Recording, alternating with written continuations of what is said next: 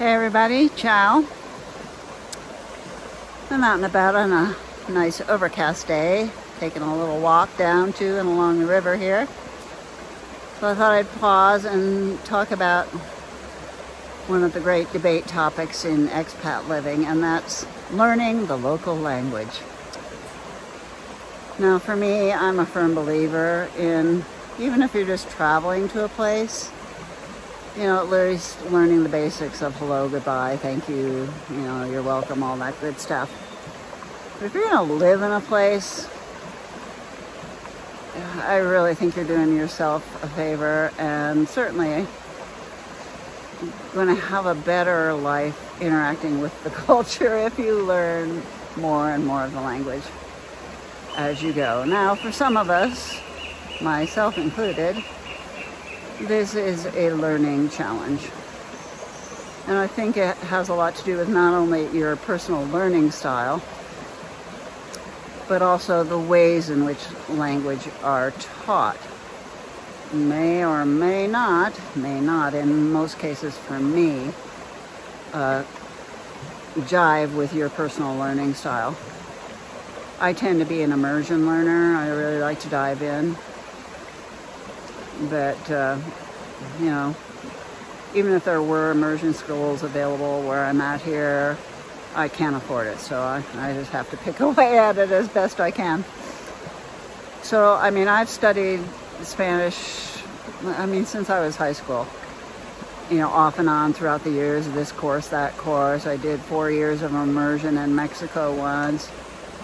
But I've never been in a place long enough like I am now to really have to practice and really get to know and remember and all of that. So it's never really developed.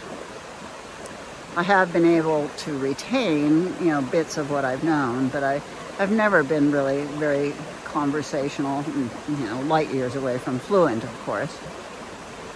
So I've been here, it'll be 2 years, February 1st. And I'm only in the last couple of months starting to work diligently daily, poco a poco, on my Spanish, for reasons we don't need to get into. But, I don't have money for an awesome tutor or anything like that. So I've been, doing what a lot of people do, working through Duolingo.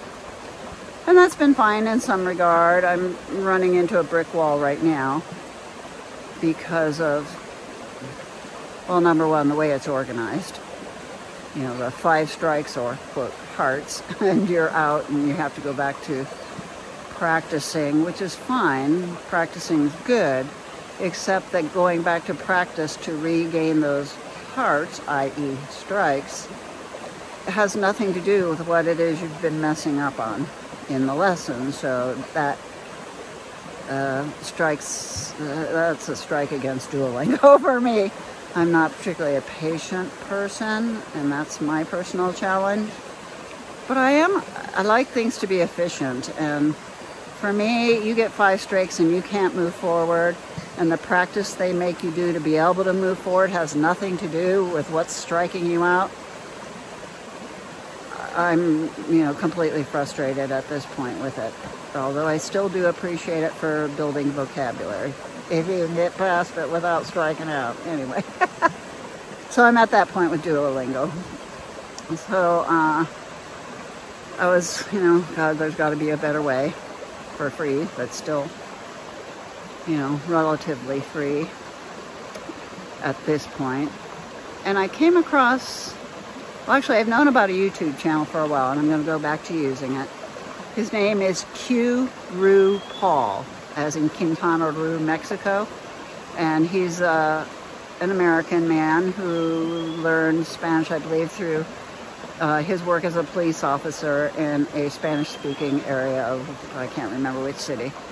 Anyway, but he's a great teacher. He's a very functional speaker. I'm not big on this memorization stuff where, so many languages are taught through those means, and that just doesn't work for me. I need things to be functional. I want to learn in ways that, phrases I need to say, I need to understand in what I would call a functional way. So he very much teaches that way. He's got good humor, and I really like his channel, so I'm going to go back to studying that, and I'll put a link below for his channel. Go support him. He does a really great job. And I just came across a reference to a new app. Well, I don't know how new it is. It's probably not that new. New to me app. He also has a website, but the app is probably the best place to do the work, I think, because it's an audio program. So it's worth downloading the app onto your phone. They also have the audio lessons on the computer, but you keep having to refresh, you know how you do with a computer if there's no moving video going on. So anyway, I prefer the app on the phone, and it's called Language Transfer. And again, I'll put the link to his website below. And he calls it the thinking method. And he's using a methodology that has actually been what's kept Spanish fresh in my mind, what Spanish I've had. Fresh in my mind through the years is I'll just be, you know, whatever, thinking about something, doesn't matter what. And then I'll think, well, how would I, you know, say that in Spanish? And, you know, I go through that process in my own head about, you know, translating whatever I'm thinking into Spanish. That's what his program is based on. So they both talk about really useful tips about translating, you know, some English words into Spanish words based on the common Latin foundations of those words. So there's a lot of that which I find extremely useful because it's a lot of words. And also the guy on Language Transfer, you have to remember the name here, his lessons, they're all audio. And so he has a student there, and he'll ask, you know, he'll give his hints, and then he'll say, how would you say such and such?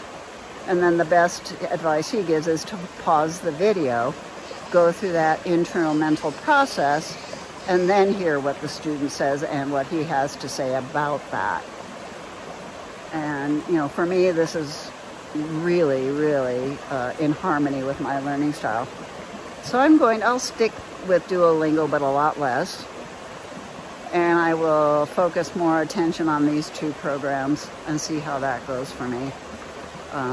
You know, there's a million different programs and apps and stuff out there for people, and, you know, find something that works for you, because, I mean, I think it's really important to learn the language, and like I say, for some of us, that's a massive challenge, and it pays to know kind of what your learning style is and what your strengths and weaknesses are. My weakness is patience, so you know, Duolingo is challenging to me in that way. When you start to get frustrated and impatient, your learning just goes, you know, you might as well just flush it down the toilet, because you're not going to learn much in that state of mind. So respect that. Whatever your shortcomings are, your strengths are, respect that, and, you know, go with what really works for you.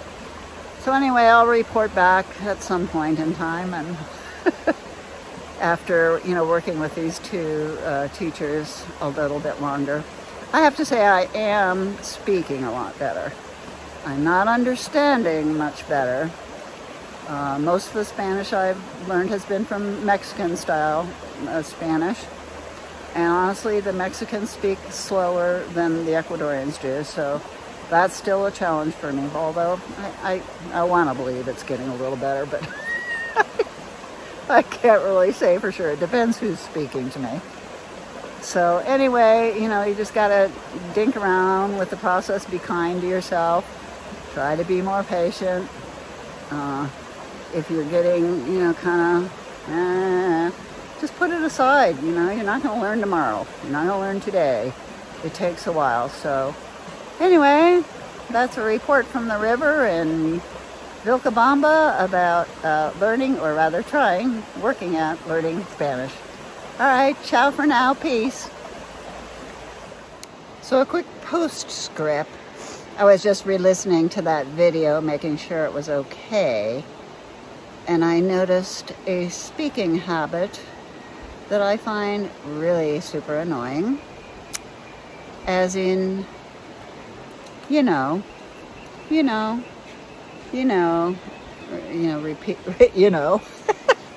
just doing it again, repeatedly interjecting, you know, meaningless little things like that into your speaking. So if anybody's got any great learning suggestions about how to rid oneself of that, I would really appreciate it. Put it in the comments below. All right, have a beautiful day. Ciao. Peace.